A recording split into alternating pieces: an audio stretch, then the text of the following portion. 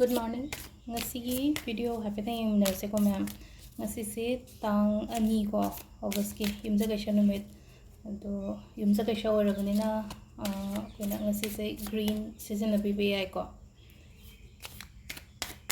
Color se. Ado ahambada 3 cards lothoge ko nungti git yengba dumaina 1 2 3. Si 3 sida yamma khanbira se ko ngasi ki guidance kai lege habado.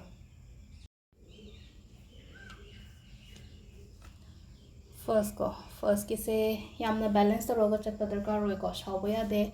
हाइदि अमगिसु यानाबा high तारको ngasiगी नुमिते हाइदि खितंग balance तौरगा चटपियोको अदुगा अनि सुबगिसिना 10 of swords लाइको 10 of swords से high तारको हाइदि problem के का लैबो खतपो ओरगा सुको हाइदि आइगी problem दो लोइशन बा खोचन बा ओइना ओइबा high तारको problem लोइशन बा हाइरगदि नागी अनाबने हाइरसे नत्रगा थबैन खांगिने हाइरसे एनी काइंड ऑफ प्रॉब्लम हाइ तारको अदु कमाइ तवेदा हाइदि लोइबा हाइ तारेको लोइबा हाइरगदि लोइरगदि अफबदो अमुक लाक्तोनिनको अरोइ लोइसलपा ओइना ओइरको सिदा अदुगा अहुम सुबसिना अमुक लैनाको हाइदि तौगे हाइना खल्लगदि मयाम अमा लैको हाइदि थबक ओइना पांगथोकपसे क्या ngamdriko जिकसेको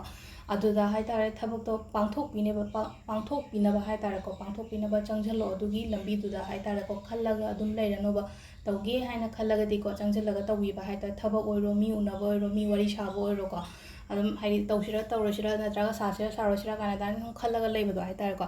अदु सिदा लैरे अखोइगी कार्ड की मेसेज सेनको अदुगा टाइमिंग अफबसेको अयुकी पुंग 3 गा मिनिट 29 देना 9 फावम लैरे अदगी 9 गा मिनिट 29 देना 13 गा मिनिट 10 फावम लैरेको अदगी अमु 2 गा मिनिट 38 दगिना 5 गा मिनिट 9 फावम लैरे अदगी अमु 3 गा मिनिट 53 दगिना नुंदांगी 13 गा मिनिट 19 फावम लैरेको अदुगा अथेंगबा अहिंगिना पुंग 2 नोंगालमदाइगे हाइ तारेको पुंग 2 गा मिनिट 2 दगिना पुंग 3 गा मिनिट 19 फावम लैरेको सिसिना अखोइगी ngasiगी ओइना कार्ड मेसेज का टाइमिंग का को मकाता वीडियो समुको न युमिनारसेको थैंक यू।